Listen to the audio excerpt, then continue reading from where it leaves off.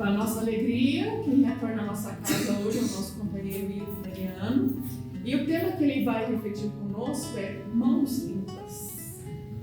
Mariano. Boa noite a todos. Agradecemos o convite da casa. E eu estava aqui ouvindo a leitura, a prece, as músicas, e não pude deixar de me lembrar da figura de Divaldo Pereira Franco. Em uma das palestras dele, ele diz que em determinado momento da vida, ele estava muito melancólico, muito triste, melancólico. Então ele se encontra com Joana de Ângeles e ela pergunta o motivo, como se ela não soubesse, né? Mas ela pergunta o motivo daquela melancolia, daquela tristeza.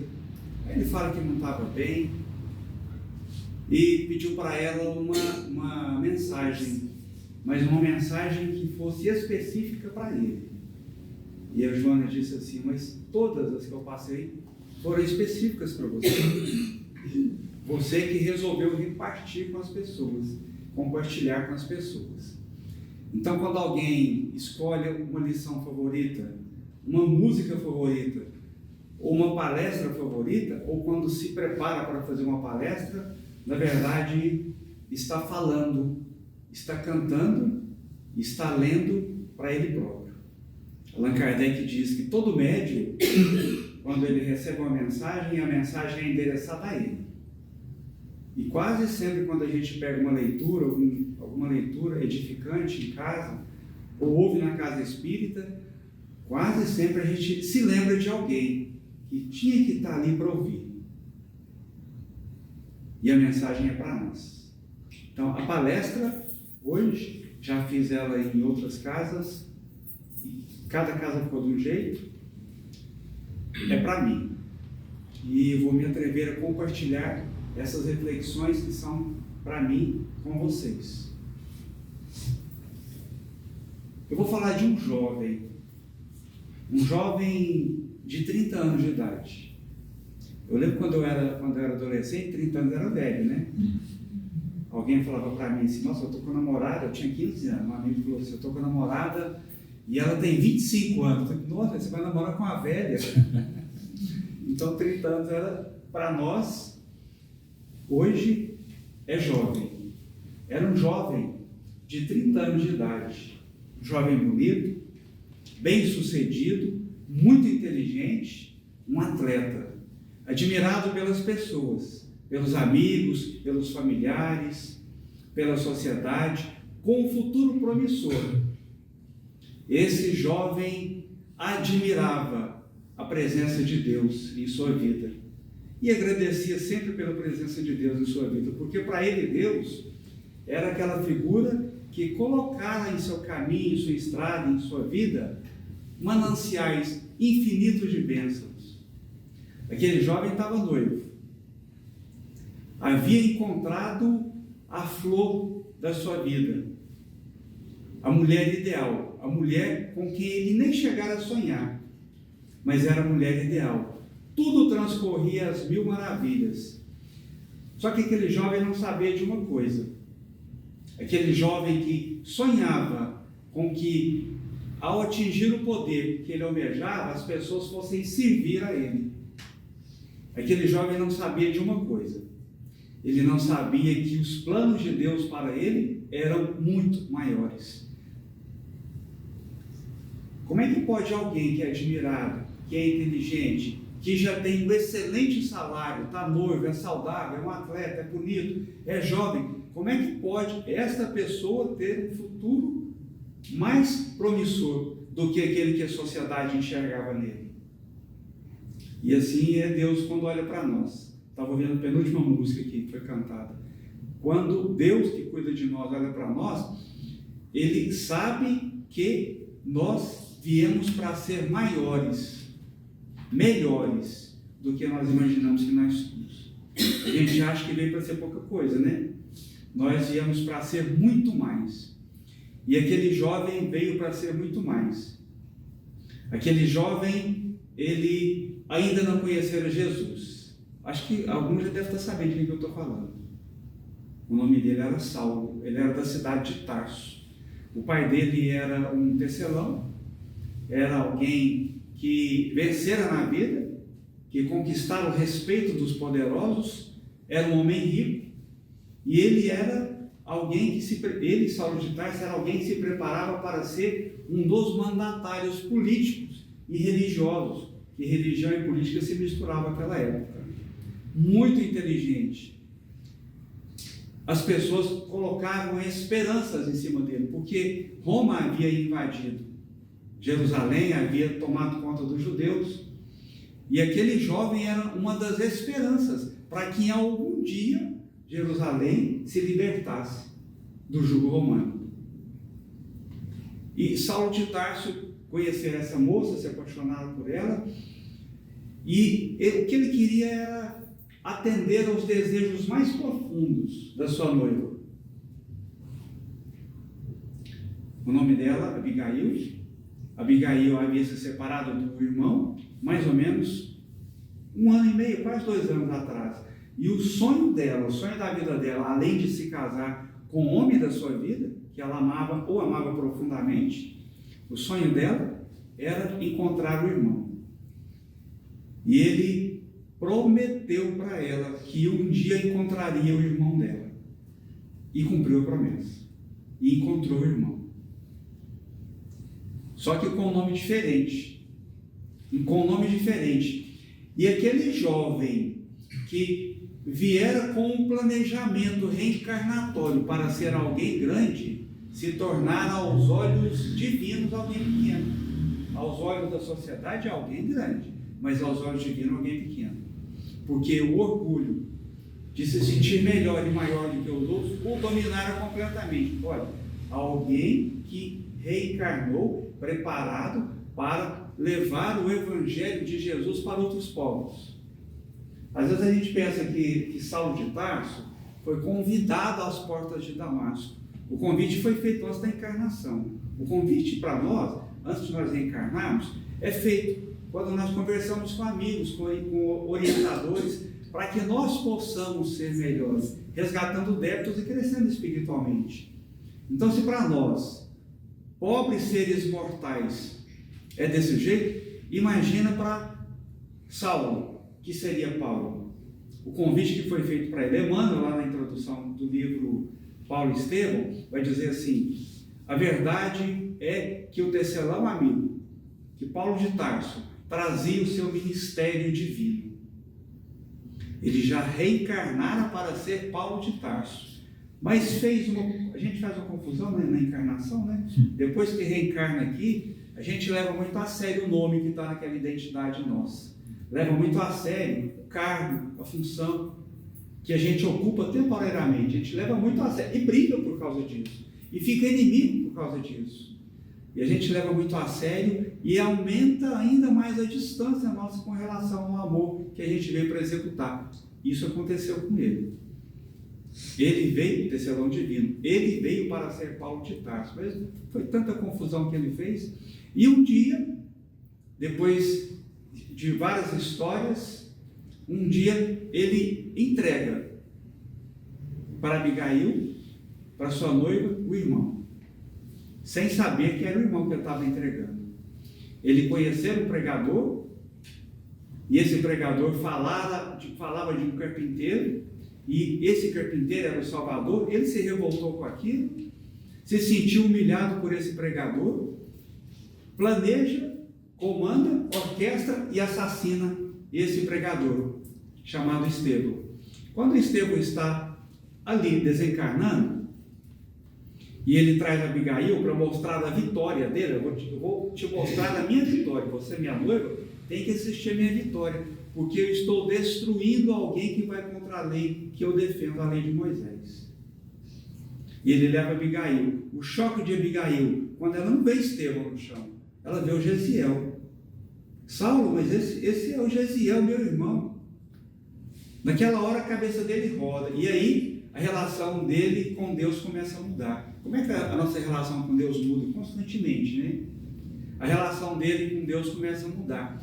Ele que agradecia a Deus por todos os benefícios que ele recebia, naquele momento a relação dele passa a ser uma relação de rebeldia, de questionamento. Ele vai dizer assim, quando ele vê que Jezeel está morrendo no colo da irmã dele, da noiva, da Abigail, ele vai dizer assim: onde estava Deus, que não se utilizara dos dédalos das circunstâncias, para que não se atingisse aquele desfecho? Semana atrasada eu estava no hospital com minha esposa, né? Quando o médico olha o resultado do exame assim, torce a boca, a gente preocupa, né? A primeira coisa que a gente pergunta assim: onde é que está essa espiritualidade? Eu vejo espíritos de vez em quando. De vez em quando a gente vê, sente a presença, aqui mesmo a gente sente a presença, mas nesses momentos eu não vejo nada, eu fico cego. Então eu não via nada, eu olhava e não via nada. A gente faz prece e não consegue. E a gente questiona Deus também. Onde é que está Deus? Né? Onde é que estão os amigos espirituais? Para que a nossa fé vacila. Então a relação dele mudou com relação a Deus. Cadê aquele Deus que me ampara, que me assiste, que me orienta, que me conduz à vitória, que me conduz ao destaque, que me ajuda a atingir os meus objetivos? Onde é que estava esse Deus que deixou chegar nessa circunstância, nessa situação? Quantas vezes a gente pergunta, né? Onde é que estava Deus que deixou que acontecesse isso com o meu filho, na minha vida, com a minha família, com a minha mãe, com o meu pai, comigo? Onde é que estava Deus? Então a relação dele muda. Aí a gente vai resumir, dali para frente ele desfaz o relacionamento dele com a Abigail. A Abigail pede para que não seja assim, porque ela não coloca a culpa nele, mas ele desfaz o relacionamento com a Abigail. 8 meses depois, quase 10 meses depois, ele vai procurar a Abigail, mas a Abigail já está desencarnando. E aí, na conversa de Abigail com ele, a gente vai perceber, vai constatar mais uma vez que ele veio reencarnado com a missão de ser Paulo de Tarso. Ele visita Abigail, ela está quase desencarnando, muito doente. Ele volta para Jerusalém e no outro dia ele vem, alguém manda recado, vai rapidamente ali para a estrada de Jope, que ficava a alguns quilômetros de Jerusalém, porque Abigail está para desencarnar. Ele vai até lá, porque o orgulho dele era tão grande que ele pensava assim: amanhã eu volto aqui e a minha presença cura Abigail. Olha a pretensão dele: amanhã a minha presença cura Abigail. E quando ele chega, Abigail vai dizer assim: Saulo, esta noite Jezeel esteve comigo e disse que logo eu estarei junto com ele. Me disse que Jesus ama-te muito e tem esperanças em ti. Mais uma prova que ele reencarnara com a missão divina de ser o pregador. Aquilo que acontece às portas de Damasco, dali alguns meses, é simplesmente Jesus batendo no ombro dele, dizendo assim: meu amigo, o combinado não foi esse. O combinado era você se encantar pela fala de Estevão e você acordar. Como a gente às vezes acorda quando ouve uma música, uma palestra, quando lê um livro, quando vê uma frase, quando conversa com um companheiro, às vezes a nossa consciência desperta, como se a gente dissesse assim: eu estava dormindo, eu estava desatento, passando a minha encarnação desatento, esquecido de quem sou eu, esquecido que a minha vida aqui é rápida, é muito passageira. Então ele se encontra, Abigail desencarna, Abigail morre, desencarna, e dali para frente Abigail e Estevão ficam constantemente junto com ele, que Estevão é o mentor espiritual dele. Olha que coisa, hein? Assassinar o mentor espiritual, não é brinquedo não, hein? De vez em quando eu dou umas pisadas na bola, até minha cabeça recuperar para poder... Agora imagina ele: assassinei, não o mentor espiritual, né? Mas assassinei alguém que podia ser meu amigo, que era o irmão da minha noiva. Perseguia os seguidores de Jesus. Quando ele acorda, olha a força interior desse homem. Ele acorda e não fica parado. O que eu faço daqui para frente? Daqui para trás, eu vou carregar essa dor comigo, que eu fiz. Mas agora eu acordei. Não posso ficar preso no que eu devia ter feito de melhor. O que eu faço daqui para frente? É a pergunta dele para Jesus. E é o caminho que ele passa a seguir. Resumidamente, ele vai para o deserto, fica 3 anos no deserto. E no deserto, ele vai ler os pergaminhos junto com um casal de amigos dele, Áquila e Prisca. 3 anos no deserto, lendo os pergaminhos e trabalhando como tecelão, confeccionando tendas, tapetes, mas especialmente tendas. Depois de 3 anos, ele volta para a cidade dele, Tarso. Ele volta para Tarso. E as pessoas que há 3 anos antes haviam visto um homem de 30 anos, robusto, saudável, saindo, não identificariam naquela figura que entrava, magra, parecendo um pedinte, um andarilho, um mendigo, magro, com a pele toda tostada pelo sol, doente. Aquela figura estava para realizar aquilo que ele veio realizar quando ele encarnou. Aos olhos humanos, ele era um derrotado. Aos olhos de Deus, ele era alguém que despertava para o ministério divino. Quem olhasse aquele homem derrotado materialmente, não imaginava que ele, naquele momento, estava iniciando a execução do trabalho que ele viera executar. É assim o nosso olhar também, né? Às vezes a gente olha para alguém e pensa assim: tadinha da minha avó, meu avô aprontou com ela aguentou aquilo. Uma mulher antigamente era assim mesmo, aguentava tudo, né? E às vezes essa pessoa que, tadinha, aguentou tudo, desencarnou e está sustentando toda a família, está carregando toda a família. Espiritualmente é uma gigante, mas aos nossos olhos materiais é alguém derrotado, é alguém fraco, é uma pessoa fraca, porque o nosso olhar material ele é muito limitado. E aquele homem que retornava depois de 3 anos, aparentemente derrotado, iniciava ali o seu ministério divino, a sua caminhada. E a relação dele com Deus muda novamente. Ele que agradecia, acreditava naquele Deus que lhe dava todas as vitórias, depois se rebela contra a figura divina. E depois novamente amplia a sua capacidade de enxergar a presença de Deus. Como diz a música aqui para nós mesmos, né? Deus estava cuidando dele. E esse homem fica mais 3 anos. 3 anos. Ele vai para uma cidade chamada Antioquia, conhece Barnabé, que era discípulo de Pedro, faz amizade com Barnabé. E durante mais 3 anos, ele tentava pregar. Ele lia e quando ia fazer as pregações, ele não conseguia explicar o que ele havia lido. Ele se confundia todo, de tal forma que o Barnabé ficou com pena dele e o afastou dos comentários.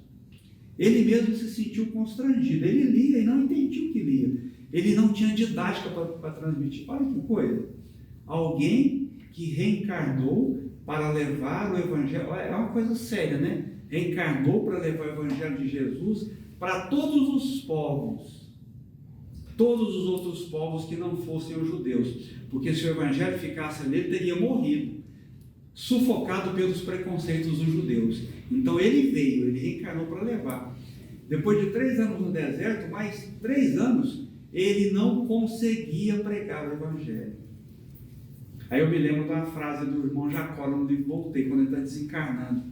Quando ele está desencarnando, depois que desencarna, a gente demora um tempo para perder a nossa identidade. Nós ficamos muito presos na última identidade. Tanto que quando alguém, quando nos encontrar, vai encontrar a nossa figura, do jeito que ela é hoje. Porque nós aqui no nosso nível de evolução vamos ficar presos nessa nossa imagem exterior e interior. E o irmão Jacó, quando ele está desencarnando, ele tem uma frase que ele diz assim: o homem do mundo estava passando. Aquele homem que tem o nome na identidade, no caso do irmão Jacó, que era um homem muito rico, que era milionário, que era reconhecido, que era vice-presidente da Federação Espírita, que era médium, receitista, essa figura estava passando, como nós vamos passar também. Essa figura que nós ocupamos, esse papel que a gente ocupa no meio familiar, social, com esse nome vai passar.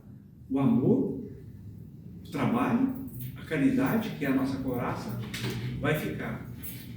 E durante esses 3 anos, 3 mais 3, os 6 anos, o homem do mundo estava passando. Foi preciso 6 anos de muito sofrimento, de muita batalha, de muito estudo, de muitas reflexões, para que o homem do mundo passasse, para que Saulo de Tarso, aquela figura admirada e reconhecida pelos amigos e sociedade, passasse e assumisse aquilo que ele veio para ser, Paulo de Tarso. Exteriormente, um homem magro, doente, sem recursos materiais, um tecelão, alguém que vivia, que se mantinha fazendo tendas e tapetes e vendendo, até o final da vida, vai dizer Emmanuel para nós aqui na lição que a gente vai trazer. Demorou 6 anos para o homem do mundo passar, para que Paulo de Tarso começasse a ser o missionário que eles reencarnaram para ser. Aí nós vamos trazer a lição que o Emmanuel trouxe aqui, que o título dela é Mãos Limpas.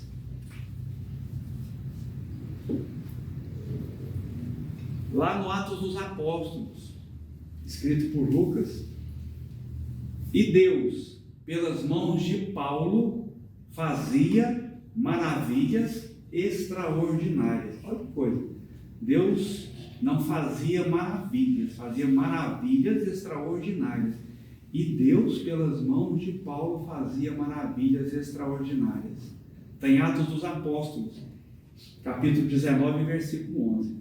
O Emmanuel vai comentar para a gente assim: o Evangelho não nos diz que Paulo de Tarso fazia maravilhas, e sim que Deus fazia maravilhas extraordinárias pelas mãos de Paulo.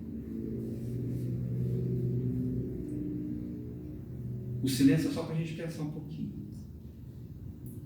Deus pelas mãos de Paulo. Aí o Emmanuel vai comentar aqui quanto trabalho para que ele tivesse as mãos limpas. Alguém que comandou um assassinato 6 anos antes já teria condições de ter olha o trabalho que ele teve, de ter as mãos limpas.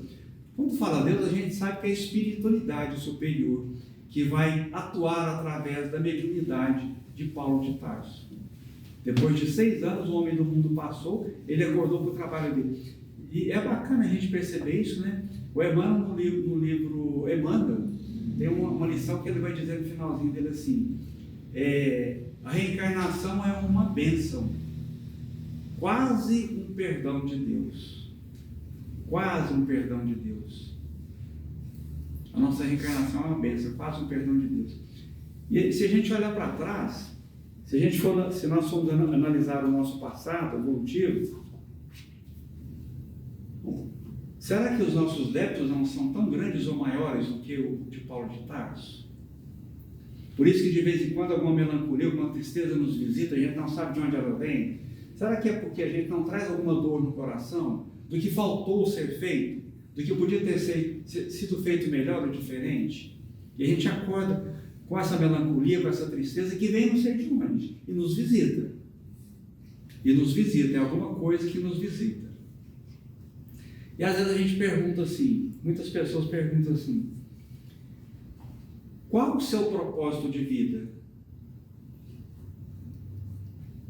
Você veio para fazer o que nessa encarnação? Parece que em algum momento da nossa encarnação, a vida vai passando tão devagar, tão morosamente. A nossa vida, às vezes, pelo menos eu sinto isso. E muitas pessoas que eu conheço sentem também. Parece que a nossa vida fica sem sentido.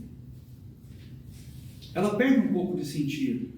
Não aquele sentido de ter que trabalhar, conquistar o pão material, o reconhecimento, criar a família. Isso é muito pouco para nós. Isso é muito pouco para nós. Como diria Jesus para nós, até os gentios fazem isso. Até quem não acredita em Deus faz isso. Cuidado, até os animais fazem isso. Cuidar da prole, trabalhar em favor deles, construir o seu ninho, isso é um sucesso para eles. É muito pouco para nós. Qual o nosso propósito da vida? O que nós íamos fazer aqui? Para, ao terminar a encarnação, a gente olhar para trás e falar assim: olha, tem uma filósofa, eu gosto muito das palestras dela, porque ela é uma das poucas filósofas ou filósofos que fala em Deus. E ela fala de Deus com uma maestria, com uma clareza, com uma lucidez extraordinárias. Ela vai dizer para nós assim: quem você quer ser quando você terminar a sua encarnação? ela está sendo entrevistada, ela pergunta para o entrevistador assim: se eu tivesse vindo para cá e estivesse perdida, eu ia ligar para você e falar assim: fulano, eu não consegui chegar aí, eu estou perdido, o que você me perguntar? O que a gente pergunta quando alguém está perdido? Eu estou querendo chegar na sua casa, eu não acho sua casa. O que a gente pergunta para a pessoa? Aonde você está? Ah, eu estou aqui de frente ao hospital, estou de frente à padaria. Olha o que é o autoconhecimento. Se eu não sei onde eu estou, como é que eu sei? O que falta para eu chegar? Então eu preciso ter o objetivo, que é quem eu quero ser no meu último dia. Eu olhar para trás e falar assim: olha, pisei muito na bola, errei muita coisa, mas foi por conta da falta de experiência. Mas eu sou quem eu queria ser. Então é bom a gente pensar isso: quem eu quero ser lá na frente. Não sei se para nós lá na frente vai ser amanhã ou vai ser daqui a 20, 30, 40 anos. Eu me lembro da minha sogra, né? Minha sogra está lá esperando a cirurgia no Hospital de Clínicas. E há 7 anos atrás ela sofreu um acidente, teve que operar o fêmur, fez a cirurgia. E em determinado momento ali, depois de mais de um mês, ela apagou. Não aceitava alimentação nenhuma, nem por sonda mais. Não abriu os olhos, não se comunicava. E o médico falou para mim: avisa a sua esposa que a sua sogra não amanhece, não. Eu fiquei com ela até a noite outra pessoa ficaria. Então avisa a sua esposa que ela não amanhece, não. Como a minha esposa ficava de manhã com ela no hospital, eu à tarde, essa outro amigo nosso à noite, eu cheguei em casa e não falei isso a minha esposa, não, porque ela já estava lá, muito sentida. Eu cheguei para ela e falei assim: deixa eu ir no hospital amanhã de manhã. E eu pensei: vou chegar no hospital de manhã e a sogra já morreu, o médico só vai me avisar. Aí eu já comunico para a esposa, né? Não cria a expectativa de que ela pode estar bem ou que ela pode morrer. Eu cheguei no hospital e minha sogra estava sentada na cama. Quando eu entrei, ela falou assim: eu quero Danone e água de coco. E uma enfermeira que tomou conta dela, que ficou com dó quando ficou sabendo que ela podia morrer, né? Chorou muito, fez amizade com ela. Passou 2 anos, a enfermeira morreu. Minha sogra está aí há 7 anos. Então, a gente não sabe quando é que vai ser. Amanhã, o ano que vem, daqui 2 anos, daqui 10 anos, daqui 20 anos. A gente não sabe.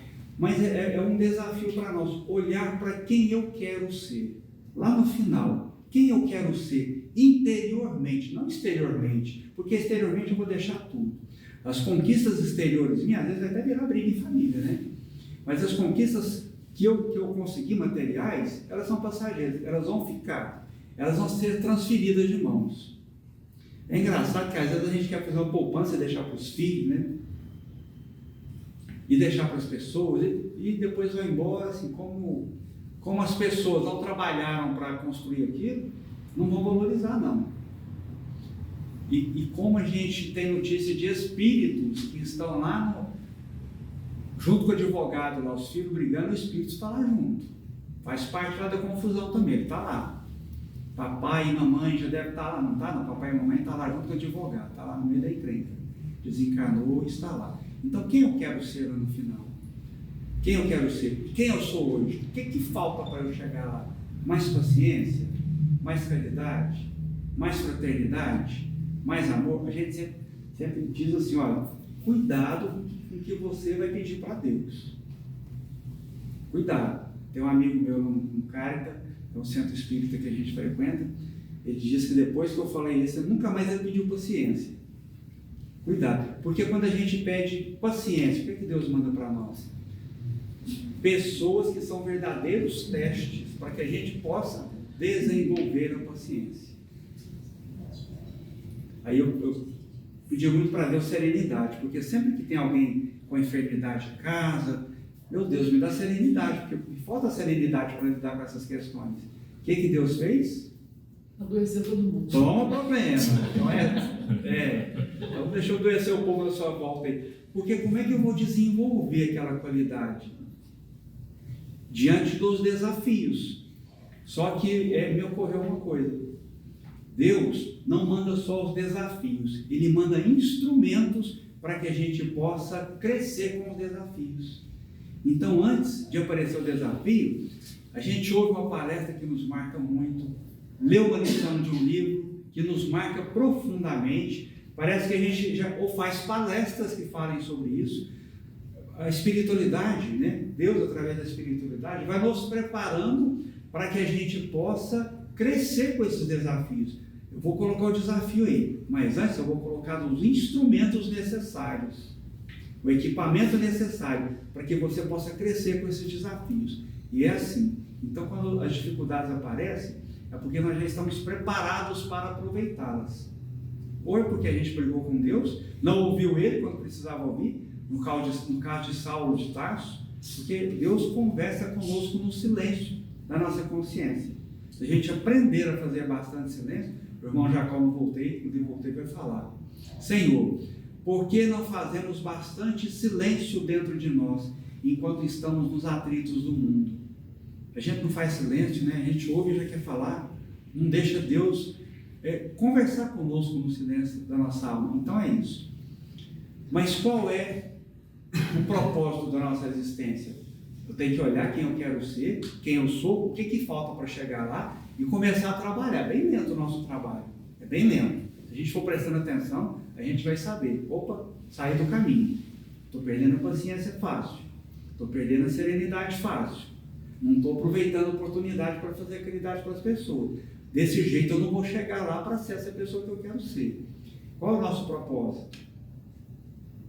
Eu pensei muito nisso, né? Eu sempre ouvi alguém, os palestrantes ali no YouTube, falar de propósito da vida. E quase sempre os propósitos apresentados são propósitos de prosperidade material, de reconhecimento. São propósitos que me levam a ser Saulo de Tarso. Eu não quero propósito que me leve a ser Saulo de Tarso. Não pode ser o nosso objetivo. Os nossos propósitos precisam ser propósitos que nos levem a ser Paulo de Tarso, de ser a melhor versão de nós mesmos. E aí eu me lembrei, ou alguém falou para mim, né, do Evangelho segundo o Espírito, do Evangelho de Jesus, de Mateus no capítulo 20, quando Jesus diz assim: o Filho do Homem não veio para ser servido, mas veio para servir. E a Lucilena Galvão, essa filósofa, ela vai falar sobre isso. Qual é o nosso propósito aqui? Servir. Nós viemos para servir. E quando nós entendemos que nós viemos para servir, nós estamos seguindo o nosso modelo e guia. Nosso modelo e guia é Jesus. A gente fala tanto sobre isso, né? Jesus é o nosso modelo e guia. Então tá bom. O que você faz que Jesus fazia? O que você age? De maneira você age que se espelha em Jesus? Até que horas que eu tenho? O que você faz que se espelha em Jesus? Por exemplo, quando alguém junta na família e começa a falar mal de alguém, eu me espelho em Jesus, eu sento. É bom falar mal dos outros, né, gente? Nossa, o assunto vai longe. O assunto vai longe. A gente começa a falar, o negócio esquenta e a gente lembra de uma história, lembra da outra e fala. O que a gente está fazendo? Apedrejando alguém. Se Jesus chegasse ali, ele ia falar assim: fala mal quem não tiver nada contra si. Será que então eu estou me espelhando em Jesus? Estou considerando e seguindo Ele como modelo?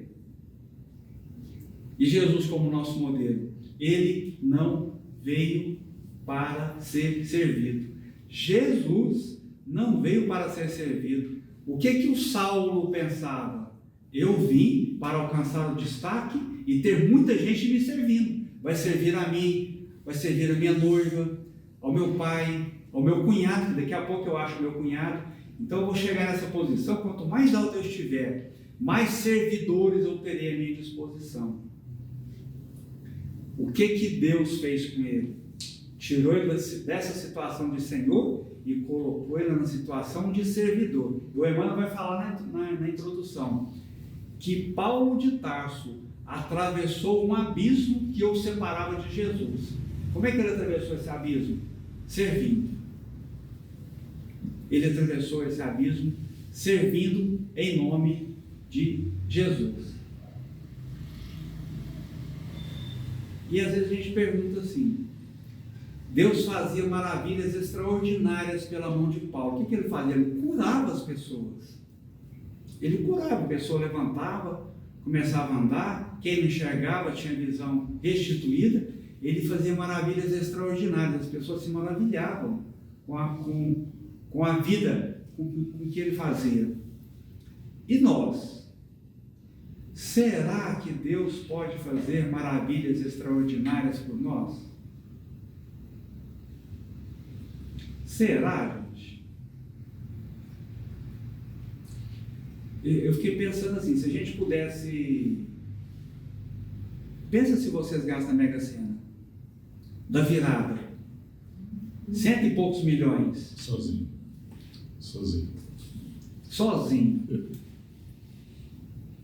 Quantas vidas vocês iam estragar, gente? Eu ia estragar mais que vocês. Quantas encarnações de pessoas que estão batalhando, crescendo, desenvolvendo qualidade, a gente vai lá e tira a pessoa da dificuldade. Eu ia tirar meus filhos da dificuldade, tá? Meus amigos, eu ia acabar com a encarnação desse povo. Eu ia acabar com a encarnação desse povo. Você nunca mais trabalha. Acabei com ele. É alguém que já foi rico, milionário e veio nessa encarnação para aprender a crescer com o próprio esforço, para descobrir qualidades que ele nem sabia que ele tinha.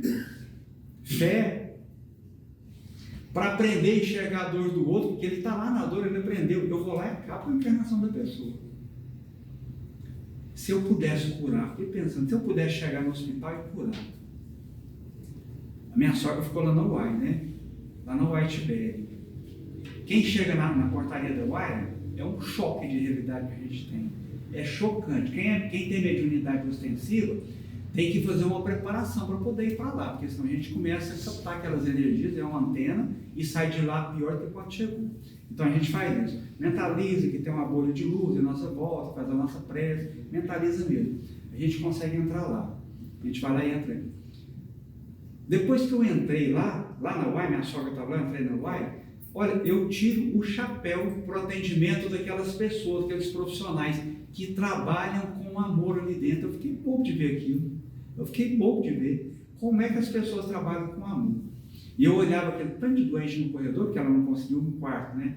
Ela ficou no corredor. Aquela quantidade de pessoas no corredor, gente, eu ia acabar com a encarnação, porque eu ia curar que todo mundo ia embora, todo mundo, já ia desempregar com as enfermeiras, tudo. Eu saí curando todo mundo.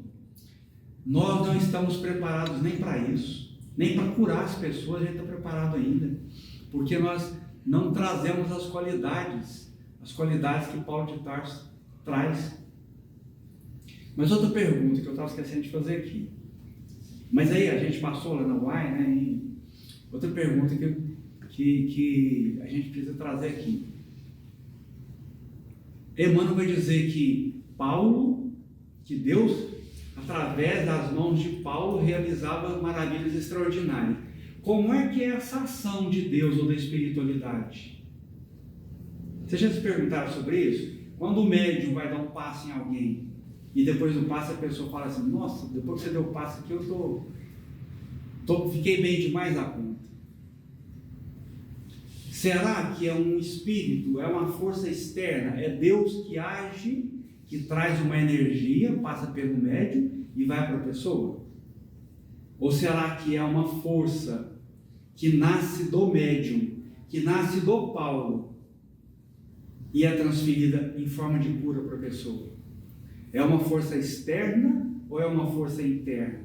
Quando um filho está doente à noite e a mãe vai lá, tem que esperar amanhecer, ela vai lá e faz uma prece e às vezes o filho melhora. É uma força dela que agiu ou um espírito que veio de um médico que veio e agiu através dela? O que será, hein, gente? Ou conjugar.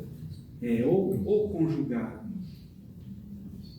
Aí a gente vai trazer um livro aqui que chama Os Mensageiros.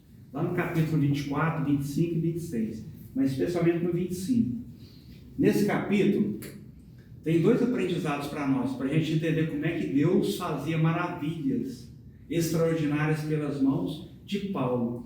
E pode fazer maravilhas extraordinárias pelas nossas mãos também. Lá tem um capítulo que chama a prece de Ismália. Ismália é uma mulher que mora num plano superior. E o marido dela, Alfredo, mora ali num castelo que está vinculado à cidade de Nosso Lar. E é engraçado, né? Homem, sem desculpa, mas quase sempre as mulheres são mais evoluídas que nós mesmos. Ela mora lá e ele mora aqui. E nesse momento ela está lá, ajudando o Alfredo, o marido dela, que dirige aquela instituição, aquela instituição tem centenas de metros, é muito grande essa instituição. Em determinado momento, eles estão num grande pavilhão, onde nesse pavilhão tem 1980 pessoas que desencarnaram e não acreditavam em vida após a morte e estão deitadas como defuntos. Quando o André Luiz vê aquele quadro assim, ele leva um susto, é um baque para ele. Aí o Aniceto vai explicar, o orientador do livro, vai explicar para ele, olha, esses são pessoas endividadas perante a própria consciência, mães que não cumpriram o papel de mães e assim por diante, e que não acreditavam que existia uma vida, alguma coisa após a morte do corpo. Então eles estão aí como defuntos. 1980, o salão lá é muito grande. E a Ismália, então, vai fazer prece. Ela vai fazer a prece. Pede para o Aniceto fazer, o Aniceto fala de jeito, porque ele reconhece a superioridade dela. Ela vai fazer a prece. A prece é uma conversa com Deus. E ela começa essa conversa com Deus, essa conversa com Jesus. Conversa com Cristo. E o André Luiz vai se emocionando. E em determinado momento ele abre os olhos. E ele vê que Ismália, seguida junto ali com várias mulheres, que Ismália começa a emitir uma luz de um azul profundo do corpo todo, mas especialmente aqui do tórax, da região do coração. E essa luz vai ficando uma luz muito grande. Aí ele observa o Aniceto, as mulheres têm uma luz parecida com a dela, um pouco mais branca, mas parecida com a dela, azul também. O Aniceto tem uma luz de um lilás forte, mas não tão brilhante quanto a da Ismália. Depois é o Alfredo com a luz verde na cabeça, né? Uma luz verde. E depois vem os outros servidores. E alguns estão obscuros, não tem luz nenhuma. Entre aqueles servidores que estão ali para dar assistência para essas pessoas. O André Luiz fala assim: a minha luz e de Hilário era uma luz bem fraca. E nós já estávamos muito satisfeitos, porque os outros servidores não tinham luz nenhuma. E aí Ismália vai fazer essa prece. De onde a luz nasceu? De dentro dela, nessa conexão com Deus, nessa prece, nessa conversa com Deus. Aí o André Luiz começa a observar outro fenômeno. Do alto, eles estão lá no plano espiritual, do alto começa a descer flocos esbranquiçados, que vêm de planos mais altos. Ele olha aqui, os flocos vão descendo. À medida que esses flocos esbranquiçados tocam em cada um deles, eles se transformam em bolhas de energia. E essas bolhas de energia começam a se depositar em cima daqueles doentes, de poucos deles, na verdade, em cima daqueles doentes, daquelas pessoas que estão ali vivendo num pesadelo constante. E ele observa que em Ismália, essas bolhas de energia, elas são mais rápidas e maiores e mais brilhantes. Tem a cor que é o azul profundo, que ele viu na Ismália quando ela fez a prece. E assim as mulheres, e assim cada um deles. Todos, até os servidores obscuros naquele momento, têm essa luz. E lá no final do capítulo, o Aniceto vai dizer assim: o auxílio do alto jorra incessantemente sobre todos, indistintamente, da mesma forma. Cada um vai recolher aquilo que tem capacidade para recolher, para trabalhar. Cada um vai recolher de acordo com o que já tem evoluído, com o que já tem crescido. Então a Ismália, ele vai falar assim, a Ismália, ela apresenta um amor universal, universalista mais do que nós. O nosso amor qual que é aí na nossa caridade? Com as pessoas próximas de nós, né? E olha que a gente ainda pisa na bola, né? A gente deixa muito a desejar. Então, a espiritualidade faz isso. Eu vou pedir licença, o tempo já está quase terminando, só para ler um pedacinho aqui. O Aniceto conversando aqui com o André Luiz vai dizer assim: conforme viram, o trabalho da prece é mais importante do que se pode imaginar no círculo dos encarnados. A prece é mais importante do que a gente imagina.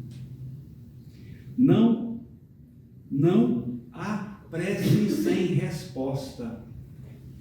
Não há prece sem resposta. Então, quando a gente fizer a prece, se for uma conversa com Deus, não vai ser um petitório, né? E a oração filha do amor não é apenas súplica, é comunhão entre o Criador e a criatura, constituindo assim o mais poderoso influxo magnético que conhecemos. A prece filha do amor é a maneira que nós temos, uma das maneiras que a gente tem para acessar o nosso contato com Deus que mora em nós. A prece filha do amor. Não há, eu achei fantástica essa frase, gente. Eu espero que todo mundo leve isso duas coisas, né? Não há prece sem resposta. Se a prece sair do seu coração, do meu coração, do seu coração, ela não vai ficar sem resposta. Às vezes a resposta não é aquilo que o eu material, o Hilton, queria.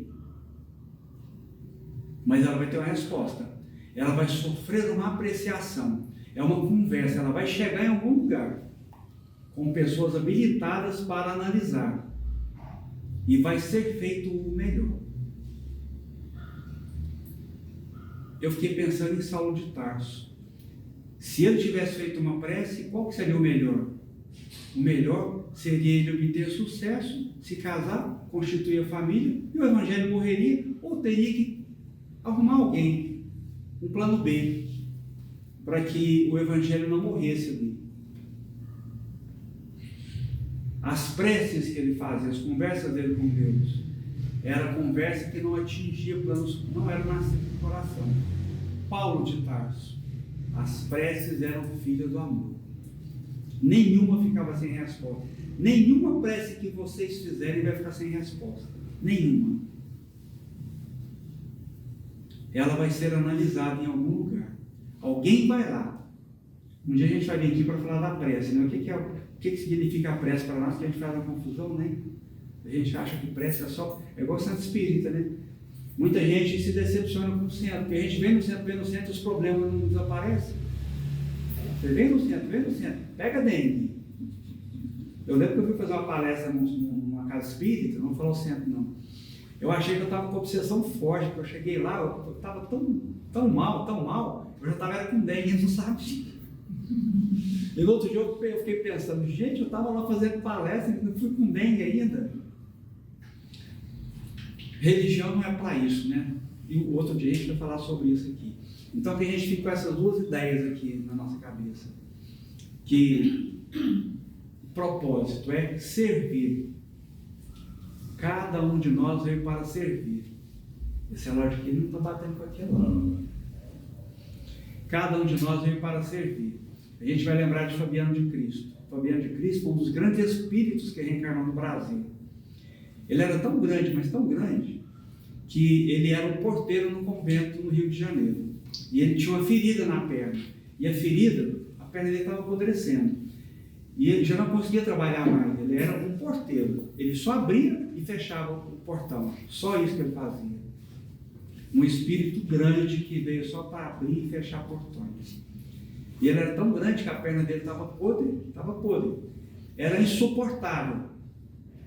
O mau cheiro, insuportável. E quando o médico foi visitá-lo, ele fez uma prece para Jesus. Falou: Senhor Jesus, vai vir um amigo aqui me visitar. Eu já me acostumei com esse odor, mas ele ainda não. Então eu peço que o senhor ajude, né, que pelo menos alivie, que ele não sinta o odor. Quando o médico chegou lá, o médico levou um susto, porque tinha um perfume tão grande. E o médico não sabia de onde vinha aquele perfume, procurando, mas era um quarto minúsculo. O perfume nasceu do coração, da prece, que não ficou sem resposta de alguém grande, que não ficou sem resposta. E o perfume foi tão grande, que as roupas do médico se mantiveram com aquele perfume durante meses. Nada tirava o perfume daquela roupa. Olha o perfume que saía do coração daquele homem e da espiritualidade, conjugados. Então não menospreze o tamanho da sua tarefa. Não sei se você cuida de um filho, de uma mãe, de um cachorro, de um gato, eu não sei. Mas não menospreze. É possível fazer maravilhas. E o nosso propósito é servir.